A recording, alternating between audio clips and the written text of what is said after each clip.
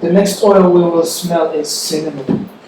Cinnamon is really one of my absolute favorites. You can see it's so amazing. This bottle is still sealed, completely sealed. It has a wooden cork. And as I told you before, the wooden cork indicates a particular age, because the companies, as I read somewhere, stopped using it from the year 1920 or something. So it means that this oil, this cinnamon oil, is around 100 years old.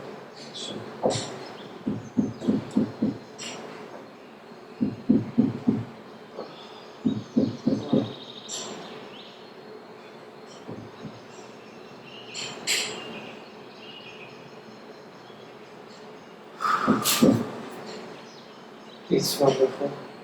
It's gorgeous, spicy, very, very sweet smell. Almost like I'm getting a vanilla type of top note. It's amazing. I would never say, if someone would give me this oil, I would never think from my first impression that it is cinnamon oil.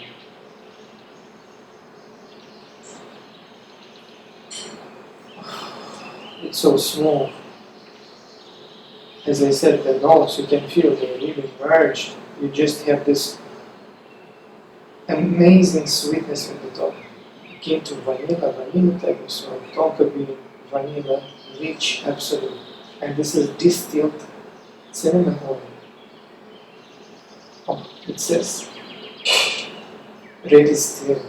So you can also understand why it's so smooth. Usually when oils are ready distilled, they're becoming less diffusive and the notes merge together more nicely. And you can truly feel it here. Most likely, redistillation process is not that easy. It's not that easy, not that you just dump the oil into the boiler, you distill it again, then you might end up with a cooking oil type of smell, very burnt or very, it will lose most of the notes.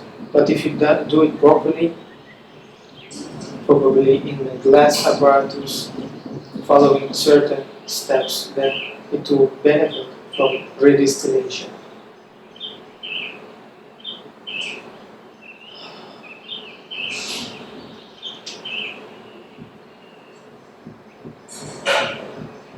And as this huge top notes, huge, sweet, vanilla tonka bean type of top notes disappearing, I can feel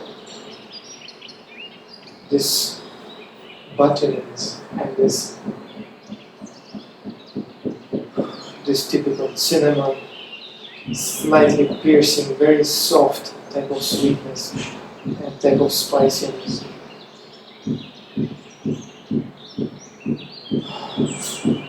It's very deep. It has almost like a woody type of base that is slowly revealing itself. I'm truly looking forward to work with this oil. It's almost a full bottle, 1 ounce.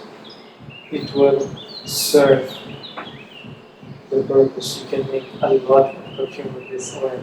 Amazing oil. The next oil I'm not so sure about. It's fennel oil, sweet fennel. And you see, it's often used as a medicine. And back in the day when I was a child, my parents, they used to feed me this cough syrup that has this type of smell. And I used to truly hate it with all my heart. Yes, exactly this type of smell. And the funny thing was that some kids, they used to love it. They used to fight for it. They used to beat each other. Who's gonna get more? And I was like, come on, it's so disgusting. Obviously, it is softer, it is sweet. It has this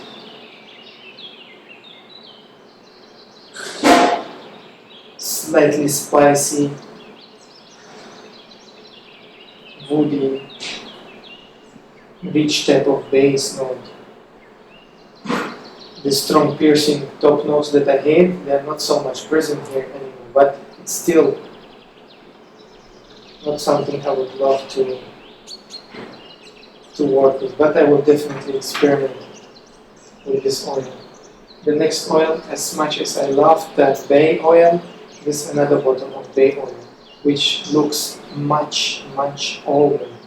It looks like more than 100 years old. Yes, it says June 30, 1906. It might be the company.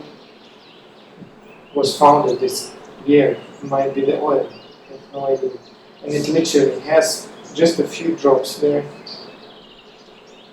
So I only can experience it. I probably wouldn't be able to use it in my composition.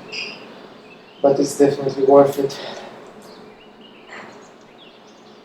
Wow.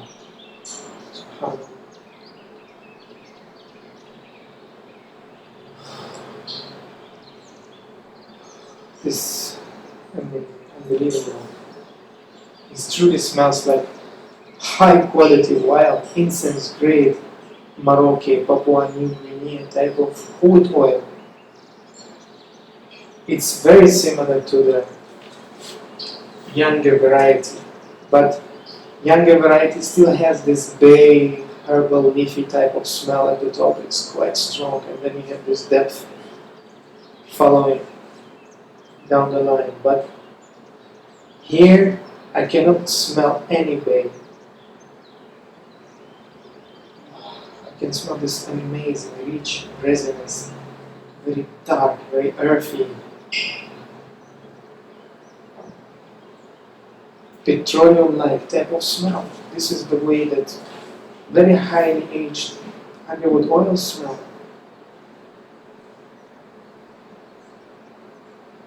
This is truly amazing. I wish I had a full bottle of this oil.